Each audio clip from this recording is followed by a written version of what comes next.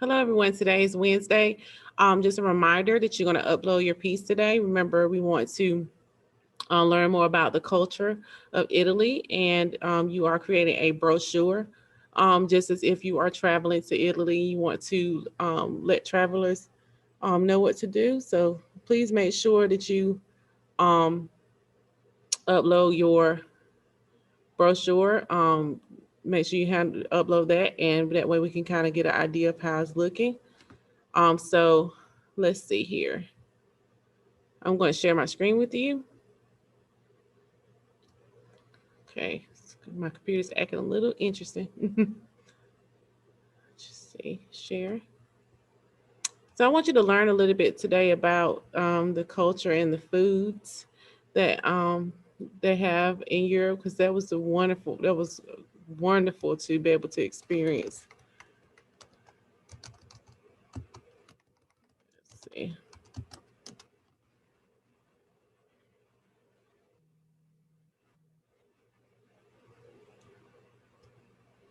All right, so I'm gonna share that with you, and dishes that you can try in Italy. Okay, the computer's just a little slow today.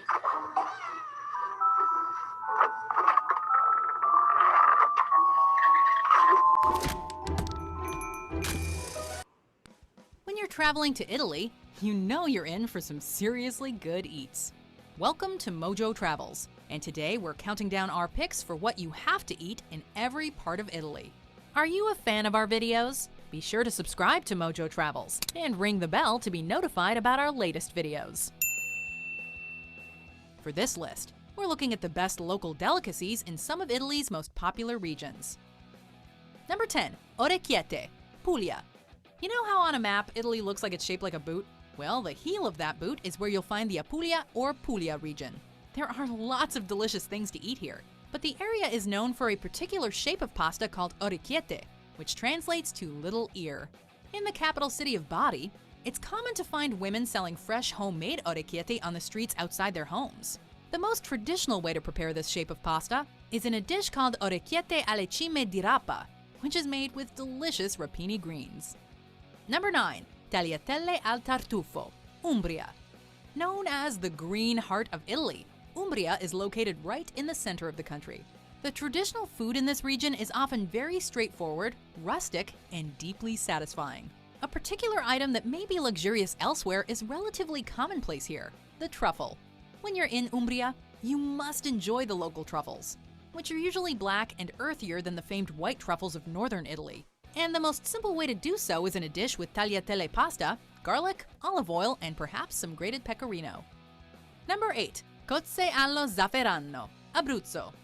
Abruzzo may be one of the least visited regions by international tourists, but that doesn't mean it isn't well worth a visit. Located in southern or central Italy, depending on who you ask, Abruzzo borders the Adriatic Sea, which of course makes for some incredible seafood. One of the ingredients that you find in many dishes from the area is saffron, that notoriously pricey spice, and here it's used to make a dish called cozze allo zafferano, or mussels with saffron. Molto bene. When you're in the area, don't miss trying a dish with lamb, another local delicacy. Number 7, strudel di mele, Trentino Alto Adige.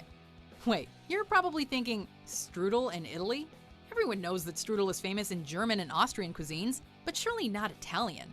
Parts of northern Italy, however, offer up a very different type of food than the rest of the country. In fact, the region of Trentino Alto Adige actually belonged to the Empire of Austria-Hungary until 1919. That's how the strudel di mele, or apple strudel, came to be part of the Italian tradition. Their version usually adds raisins, pine nuts, and spices to the apples to create a unique treat. Number 6, lasagna bolognese, Emilia-Romagna. Alright, it's time to get down to the heavyweights. If you're a foodie, you know that the Emilia-Romagna region of Italy is basically paradise. They're known for a countless number of the Italian foods we know and love, like prosciutto di Parma, Parmigiano Reggiano cheese, and stuffed pastas like tortellini and ravioli. But the most iconic dish is lasagna bolognese, whose rich meat sauce gets its name from the city of Bologna. While you're visiting, you'll surely want to try all the foods, but you'll want to sample as many lasagnas as you can. Back off, Garfield. Number 5, arancini, Sicily. In many ways, Sicily is distinct from the rest of Italy, with its own culture, its own traditions, and its own cuisine. One of the region's most famous dishes, however, has become a mainstream Italian staple, arancini. In Sicily, though, arancini is traditionally prepared in a specific way, being filled with peas, meat, and again, saffron. Of course, exported versions found around the world are often far more simple, often just featuring cheese. These fried rice balls make for the perfect appetizer, but in Sicily, they're filling enough that they could almost constitute an entire meal. Number 4. Risotto alla Milanese, Lombardy. The Lombardy region in northern Italy is home to the famed design metropolis of Milan, as well as many other small towns and gorgeous landscapes. The dish known as risotto has become synonymous with Italian cuisine, but in fact, many of the foods traditional to this area are very different from what you'd normally find at an Italian restaurant near you. Risotto alla Milanese is a particular preparation that involves beef marrow and saffron. Hello, old friend. Although the marrow is often subbed out for something more easily accessible like stock. When you're visiting, though, you must find a place that prepares it the original way. Number 3. Pappardelle al ragù di cinghiale, Tuscany. When people think of Italy, they very likely imagine the rolling hills, red-roofed buildings, and cypress trees of Tuscany. Because of its location in central Italy, it's easy to find dishes from all over the country represented here.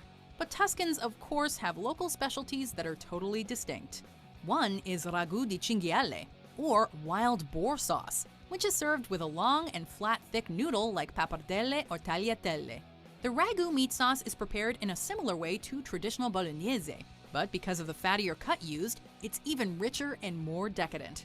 Raw good as gold. Number 2. Spaghetti alla carbonara, Lazio. You may not have even heard of the Lazio region, but you've definitely heard of the capital city of Rome. The foods that are most traditional to Roman cuisine are primarily based in high-quality, simple, fresh ingredients. Decadent carbonara, which is actually a more modern culinary invention from the 20th century, is usually made with cream in Italian-American restaurants. But this is a big culinary no-no in Rome. Make sure to try some original carbonara when you're in Rome, which is made with just a few inexpensive ingredients, like guanciale or cured hog jowl, but is one of the most luxurious things you'll ever eat. Number 1. Pizza Napolitana, Campania. You've probably been wondering when we'd get to this quintessentially Italian dish. Of course, you have to eat pizza when you're in Italy, but you may be surprised to discover that it actually varies greatly depending on what region you're in. The Italian-style pizza you know and love, though, is most likely based on pizza napolitana, which hails from the city of Naples. Made in a wood-burning oven, this pizza has a thin, crispy crust on the bottom and is topped simply with fresh mozzarella and San Marzano tomatoes. It is divine. Most other pizza, good as it often is, can only approach the delectable purity of its ancestor. Buon appetito! Do you agree with our picks? Check out these other great clips from Mojo Travels, and be sure to subscribe and ring the bell to be notified about our latest videos.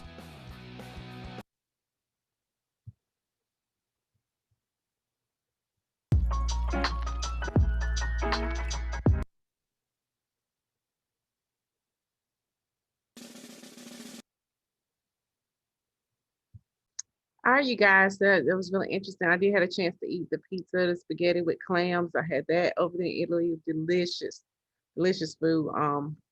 It tastes really, I would say, it just tastes the connection with the food and the environment. It's just really amazing.